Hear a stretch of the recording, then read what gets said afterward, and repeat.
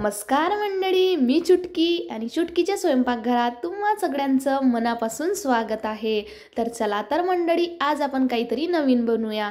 त्यासाठी आपल्याला फक्त गव्हाचं पीठ आणि आपल्या घरात ज्याही भाज्या असेल त्याच भाज्या लागणार आहे। तर बघा मंडळी, मी इथे एक आलू छान असा किसून घेतलेला आहे, त्यानंतर थोडीशी कोथिंबीर घेतली, कढीपत्ता घेतला, 2 मोठे कांदे चिरून घेतलेले आहे आणि 4-5 लसणाच्या पाकळ्या आणि एक मोठी शिमला मिरची आणि 2 हिरव्या मिरच्या एवढं साहित्य घेतलेलं आहे। तुमच्याकडे यातला कोणतंही साहित्य नसेल तर तुम्ही आलू आणि कांदा सुद्धा यूज करू शकता या रेसिपीसाठी। तर त्यानंतर इथे मी 2 वाटी आपलं गव्हाचं पीठ घेतलं आणि थोडंसं मीठ टाकून छान असं पिठाला मळून घ्यायचं आहे। मंडळी, खूप छान अशी रेसिपी लागते मंडळी आणि आपल्या हेल्थसाठी पण खूप छान राहते, कारण की आपण मैदा किंवा याच्यात काहीच दुसरं यूज करणार नाही आहे। आणि भाज्या तर आपण शिमला मिरची तशी पण जास्त कोणाला आवडत नाही, तर अशी आपण पोळीच्या अंदर भरून जर टाकली तर खूप मस्त खायला लागेल। तर बघा मंडळी, मी इथे आपली कणिक जे आहे ते सुद्धा मळून घेतलेली आहे आणि त्यानंतर आता आपण थोडंसं इथं पीठ घेऊ आणि त्यानंतर आपण छान अशा सगळ्या भाज्या शिजवून घेऊ। तर बघा मंडळी, इथे गॅसवर मी कढई ठेवलेली आहे। कढईमध्ये थोडंसं तेल टाकायचं। मी सरसोचं तेल आणि साधं तेल टाकलेलं आहे, इथे तुम्ही कोणतंही तेल वापरा। तर बघा मंडळी, मी थोडंसं सरसोचं तेल टाकलेलं आहे आणि आता आपल्याला मोहरी टाकायची आहे, थोडंसं जिरं टाकायचं आहे आणि त्यानंतर आपण ज्याही भाज्या चिरून घेतलेल्या आहे त्या मस्त 5 ते 10 मिनिटं आपल्याला शिजवून घ्यायच्या आहे। तर बघा मंडळी, मिरची आणि लसण टाकलेलं आहे आणि त्यानंतर मी कांदासुद्धा टाकून घेणार। आपल्याला सर्व भाज्या अशा मस्त मऊ होईपर्यंत अशा छान अशा शिजवून घ्यायच्या आहे, कारण की आपण जेव्हा खाणार तेव्हा आपल्याला खूप छान अशी टेस्ट लागणार आणि खूप मस्त ती रेसिपीसुद्धा बनणार। तर मंडळी, तुम्ही जर माझ्या चॅनलवर नवीन असाल तर तुम्हाला एक छोटीशी रिक्वेस्ट आहे।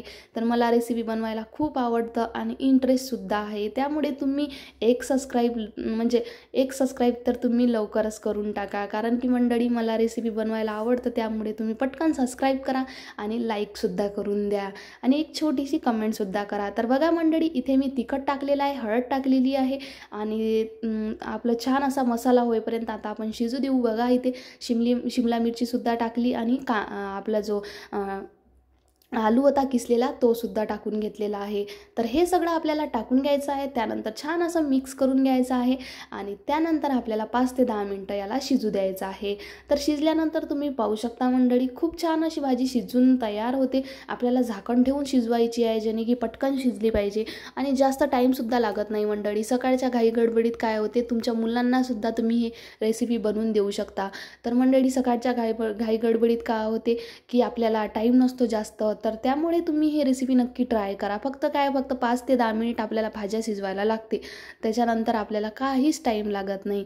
तर बघा मंडळी, मी आपण जे चटणी बनवून घेतलेली आहे शिमला मिरची आणि आलूची, ती अशी छान अशी म्हणजे एका प्लेटमध्ये काढून घेतली, थोडीशी थंड केली आणि त्यानंतर आता आपल्याला असे याचे गोल गोल बॉल बनवायचे आहे आणि त्याला हातानं थोडंसं दाबून घ्यायचं आहे। तर बघा मंडळी, आता आपण इथे एक कणकीचा उंडा घेतलेला आहे, त्याला गोल केलं छान आणि थोडंसं आता आपल्याला त्याला असं मोठं करायचं आहे। चाकोलीला आपल्याला छान असं मोठं करून घ्यायचं आहे, जेणे की आपला जो मसाला आहे तो आपण त्यात प्रॉपर असा भरता आला पाहिजे।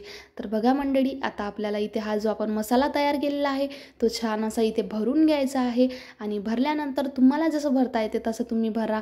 मला तर इतकं प्रॉपर जमत नाही भरणं याच्यात, पण मी तरी तुम्हाला दाखवते कशा प्रकारे मी भरलेला आहे। तर मंडळी, तुम्ही व्यवस्थित भरा आणि ही रेसिपी तुम्ही नक्की ट्राय करा।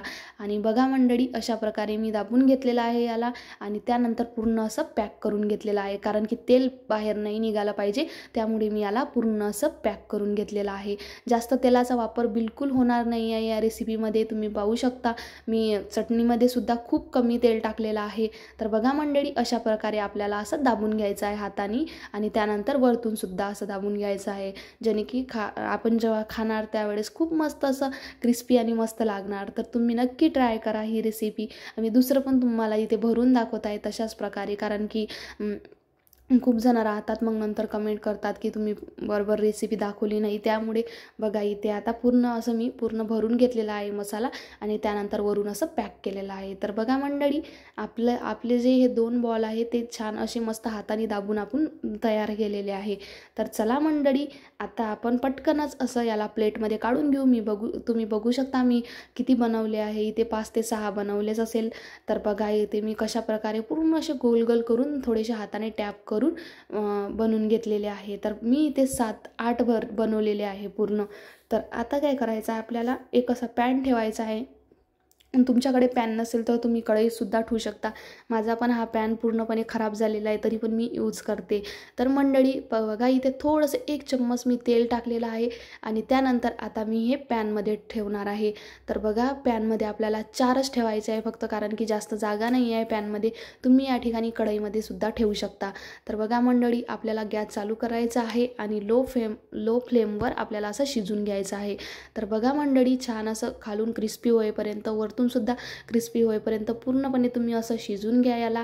आणि शिजवल्यानंतर खूप छान अशी टेस्ट लागणार मंडळी. तुम्ही नक्की ही रेसिपी ट्राय करा आणि नंतर ट्राय केल्यानंतर मला कमेंट करा की ही रेसिपी कशी वाटली तुम्हाला. तर बघा मंडळी, खालून सुद्धा आपल्याला असं क्रिस्पी होऊ द्यायचं आहे, वरतून सुद्धा क्रिस्पी होऊ द्यायचं आहे. तर बघा मंडळी, खूप छान असा कलर आलेला आहे आणि खालून सुद्धा छान असं क्रिस्पी बनलेलं आहे. यात आपण मैदा किंवा कशाचाही वापर केलेला नाही आहे, फक्त आपलं गव्हाचं पीठ आहे. तर बघा मंडळी, आपले पूर्णपणे जे आपण असे बॉल बनवून घेतलेले होते ते पूर्णपणे तयार झालेले आहे बघा इथे. तर आता आपण याला पटकनच प्लेटमध्ये काढून घेऊया आणि मी तुम्हाला दाखवते पूर्ण जे मी असे छान शेकून घेतलेले आहे तेलात. तेलाचा वापर बिलकुल जास्त करायचा नाही. तुम्ही या ठिकाणी तूपसुद्धा करू शकता. तर मी इथे तेलाचा वापर केलेला आहे. तर बघा मंडळी, पूर्णपणे असे बनवून तयार आहे. आता मी तुम्हाला एक तोडूनसुद्धा दाखवते कशा प्रकारे दिसते अंदरून. तर बघा मंडळी, इथे मागून बघू शकता तुम्ही किती क्रिस्पी झालेला आहे. आणि बघा आपलं जे शिमला मिरची आणि आलू जो होता तो पूर्णपणे